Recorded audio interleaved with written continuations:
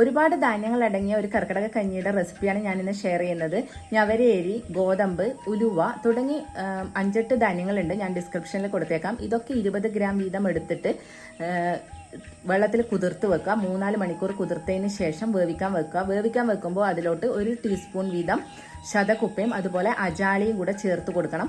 ഇത് വെന്ത് വരുമ്പോൾ അതിലേക്ക് ശർക്കര ചേർത്ത് കൊടുക്കാം. ഓരോരുത്തരുടെയും മധുരത്തിനനുസരിച്ച് നമുക്ക് ശർക്കര ചേർക്കാം. അത് കഴിയുമ്പോൾ അതിലോട്ട് മേമ്പൊടിയായിട്ട് കുരുമുളക്, ചുക്ക്, തിപ്പലി, അതുപോലെ കുറുന്തോട്ടി, ഇത് ഓരോന്നും ഓരോ ടേബിൾ സ്പൂൺ വീതം പൊടി ചേർത്ത് കൊടുക്കാം.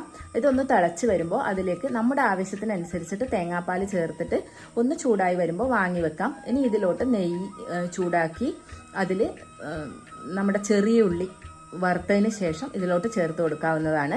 ഇത് നമുക്ക് ബ്രേക്ക്ഫാസ്റ്റ് ആയിട്ടോ അല്ലെങ്കിൽ ഡിന്നർ ആയിട്ടോ കഴിക്കാം. നമ്മുടെ ഡൈജസ്റ്റീവ് പവർ കൂട്ടാനും അതുപോലെ നമ്മുടെ ഇമ്മ്യൂണിറ്റി കൂട്ടാനും നമ്മുടെ ആരോഗ്യം ഒന്ന് ഇമ്പ്രൂവ് ചെയ്യാനും ഒക്കെ